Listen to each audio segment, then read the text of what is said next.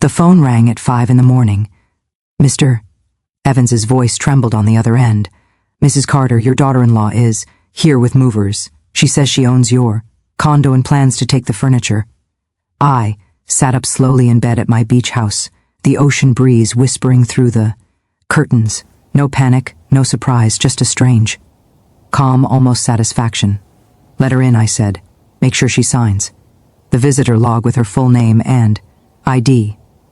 As soon as I hung up, I opened the camera app on my phone, the security system I'd installed 3 weeks ago, connected to every room, living room, kitchen, bedroom, entryway, all, streaming to the cloud. And there she was, Vanessa Moore, my daughter-in-law. Of 4 months, perfect gym clothes, messy ponytail and a look that mixed arrogance with nerves. 3 men stood. Behind her, movers in gray uniforms, carrying boxes. She barked orders, that couch first, then the dining set. The men hesitated. Ma'am, are you sure the owner approved this? Vanessa flashed a piece of paper, too quickly to read. I'm the owner now. It's all legal. I zoomed in, watching, her lips move. It belongs to me now. My pulse stayed steady. The cameras were recording everything, every word, every motion. What Vanessa didn't know was that those recordings were already uploading to the cloud and alerting my lawyer, Rachel. This wasn't just trespassing. It was the moment I'd been waiting for, the trap I'd spent weeks preparing while the movers began lifting my furniture. I whispered to the Seeb, Breeze, you wanted a war. Vanessa, you just started one. I didn't call the police right away. Instead, I sat there, phone in hand, watching everything unfold from my beach house. I wanted her. Arrogance recorded her certainty that I was helpless. From the living room camera, I saw Vanessa pacing around, pointing at furniture, giving orders. Her voice was sharp. My mother-in-law can't live alone anymore. I'm helping her downsize. The lie rolled off her tongue as easily as a compliment, but while she spoke, my app silently sent every recording to the cloud into Rachel's inbox. I leaned back on the bed and let the memory wash over me the day all this had started. It had been only 4 months earlier when my son, Jason, called from Atlanta. He sounded excited, nervous even. Mom, I met someone. Her name's Vanessa. I think she's the one. I smiled through the phone, feeling both joy and a hint of unease. After years of raising Jason alone, I'd always imagined he'd find love. I just never thought it would happen so fast. When I met her, Vanessa seemed charming, younger than Jason, dressed like she'd stepped out of a magazine, confident and sweet. She called me Mom by the end of dinner, and that night she brewed me a cup of tea that smelled oddly bitter, herbal. She'd said, good for your nerves. I drank half. By the time I got home, the world was spinning. Weeks passed and she kept inviting me over tea. After tea, smile after smile. Soon, Jason began repeating her words. Mom, maybe it's time to think about the future. What if you sold the condo? You shouldn't live alone. That's when I first realized something wasn't right. Vanessa wasn't marrying my son. She was hunting for an inheritance. That hadn't even changed hands yet. When Jason told me he was getting married, I forced a smile, though something inside me tightened. They had known each other only a few months, yet he sounded certain. Mom, she's amazing. You'll love her. At the engagement dinner, Vanessa greeted me with open arms. Mrs. Carter, it's an honor to meet you. She hugged me tightly, perfumed, strong and sugary like. She wanted to leave a mark. She talked about her work in marketing, her dreams, and how Jason is lucky to have such a wonderful mother. Her charm could have fooled anyone, even me, for a while. Then the small comments began. Do you ever feel lonely in that big condo? You must get tired. Ed managing everything alone. They sounded caring at first, but each one chipped away at my confidence. Jason started repeating them. Mom, maybe you should think about downsizing. Vanessa says it worries her that you're by yourself. Still, I wanted to believe. She meant well. At Sunday dinners, she brought tea. Always tea. Drink this, Mrs. Carter. It'll help you relax. Afterward, I'd feel dizzy, heavy-headed, like my thoughts had fogged, but I blamed it on stress, not her. 3 weeks before the wedding, she began, asking about my finances casually. Who manages your bank accounts? You must have a lot of paperwork. Her smile never faltered, but her eyes lingered too long when I mentioned my beach house. By the time the wedding day came, I'd already started feeling uneasy, and that night, as I overheard her bragging to a friend, "This marriage is the best investment I've ever made. The old lady's got property and no one else," I knew exactly what she was after. My son wasn't her love story. He was her business plan. After the wedding, Vanessa's visits became constant. She texted daily, showed up unannounced, and spoke in that syrupy tone that pretended to care. "Just checking in, Mom," she'd say. "Jason worries about you." She always brought something: soup, cookies, or that same strange herbal tea. Every time I drank it, my body felt weaker. Sometimes my vision blurred. Sometimes I forgot small things. Once I even woke up on the couch without remembering how I got there. When I mentioned it to Jason, he brushed it off. "Mom, you've been under stress. Vanessa's just trying to help." But my best friend, Linda, wasn't convinced. "That woman's too interested in your medicine cabinet," she warned. "She's softening you up for something." Then one afternoon, Vanessa visited with a smile that didn't reach her eyes. "Mrs. Carter, Jason and I want to make life easier for you," she began. "You have too many responsibilities. The condo, the beach, house, the taxes. Why wouldn't it be simpler if Jason became a co-owner just for security?" Her words froze me. "Co-owner? Why would I need that? So if anything happens to you, everything's in order," she said, lightly. I could hear the calculation beneath her tone. When I refused, her expression shifted for a heartbeat, sharp, almost hateful, before she smiled again. "Of course, think it over. We just want to protect you. Protect me." Those words echoed in my head for days. People who want to protect you don't drug your tea, they don't forge your signature, and they don't hover over your assets like vultures waiting for the last breath. That's when I knew I needed help. Real help, not from family, but from someone who dealt in facts and law. The next morning I called my attorney, Rachel Bennett, a woman I'd trusted since my husband's passing. When I told her everything, she didn't interrupt. She just listened, pen tapping lightly against her notebook. When I finished, she leaned forward. "Helen, you're not imagining this," she said firmly. "But if Vanessa's as manipulative as she sounds, we'll need more than your word. We need evidence," she suggested.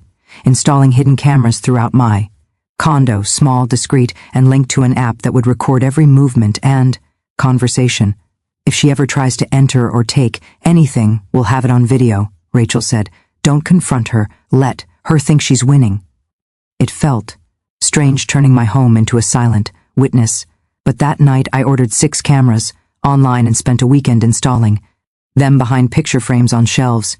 Near the entryway, every lens pointed toward truth. A week later, my phone vibrated with a notification: motion detected. I opened the app, and there she was, Vanessa, inside my condo, alone.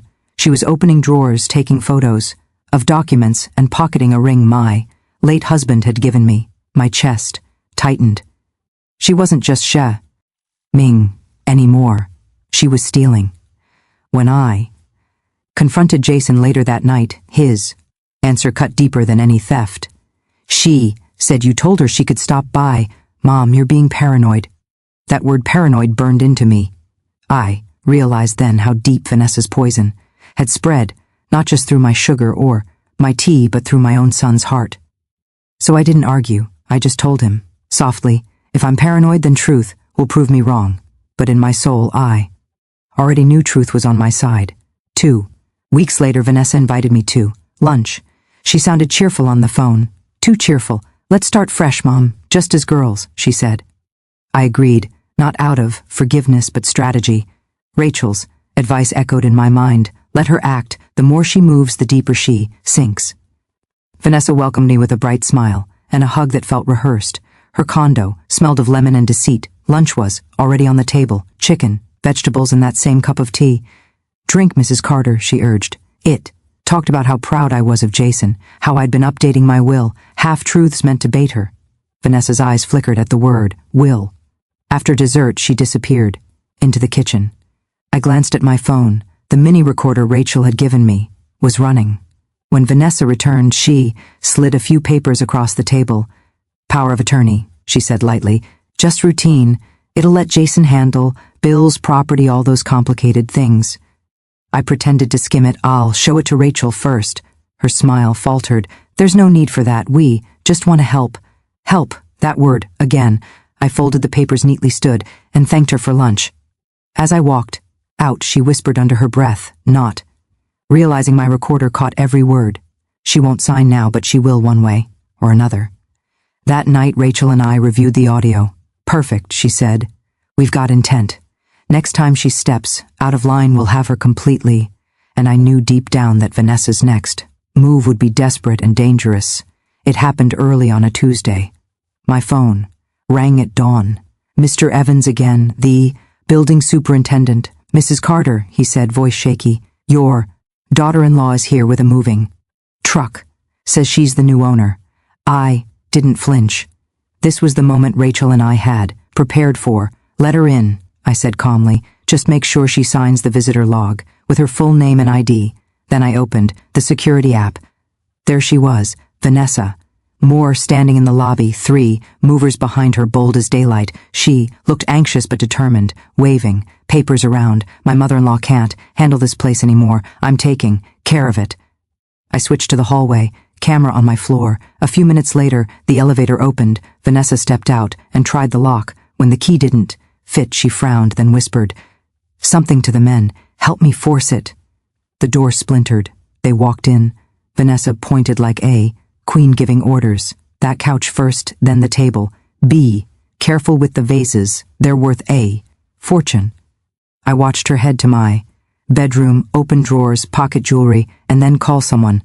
I'm inside, she whispered. The tea didn't work, but she's gone. By the time she finds out, everything will be in our names. Right. Then I heard the distant echo of sirens.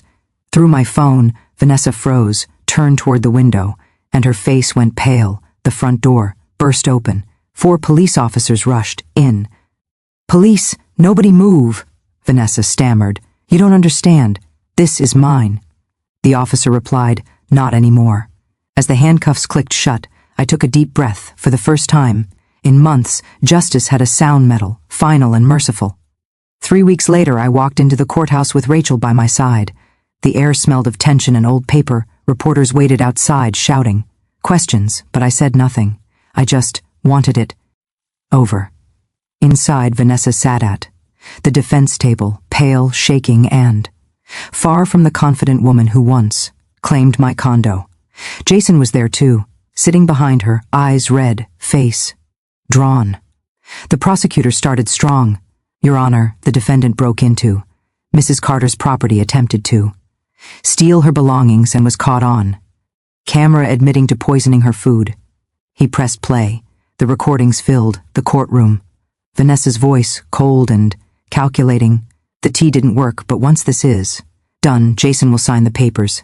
Every juror leaned forward. Vanessa's lawyer objected, saying the audio was taken out of context, but the evidence was overwhelming. Then Dr. Holloway took the stand, the psychologist who had evaluated me. He said clearly, Mrs. Carter is mentally sound, fully competent, and perfectly aware of her actions. That single sentence shattered Vanessa's entire defense. When it was my turn to testify, stood tall, I told them I wasn't just protecting property, I was protecting dignity. She made me doubt my mind, I said. But being older doesn't mean being weak. It means I've survived long enough to know when someone's lying. After 2 hours of deliberation, the verdict came back. Guilty on all counts. Vanessa gasped, shaking her head. I did it for love. The judge's voice stayed calm. 8 years in state prison. Jason met my eyes as she was led away. I didn't. No, Mom, I swear I didn't know. I nodded faintly. I believe you, I said. But belief doesn't erase what you allowed.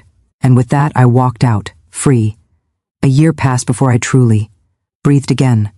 The condo was gone, sold, cleansed of memories too heavy to carry. With that money, I bought a smaller apartment near the coast and started something new, a financial guidance group for older women called Silver Shield. We taught them how to protect their savings, read contracts, and never sign anything under pressure. Every meeting reminded me of why I'd survived Each woman carried her own version of betrayal. A nephew, a son-in-law, a caregiver who took advantage of trust. We weren't victims anymore. We were protectors. Jason called sometimes. His voice was softer now, his words. Careful. He told me he was in therapy, trying to rebuild his life after the divorce. Once he said quietly, "Mom, I'm sorry for everything. I should have listened." I didn't know how to respond, so I simply said, "I'm glad you finally see." Forgiveness, I realize, doesn't mean forgetting. It means setting yourself free from pain that no longer serves you.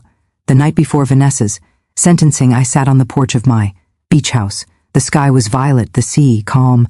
I thought of everything she tried to take my home, my health, my dignity, and how in the end she gave me something unexpected, clarity, because what I lost in possessions I gained in peace, and what she tried to destroy she only made stronger.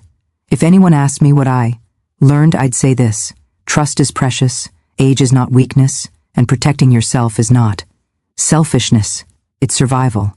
So if you're listening, don't be afraid to stand your ground, even when your own family doubts you. Believe in your truth. 2 years after everything, life felt lighter.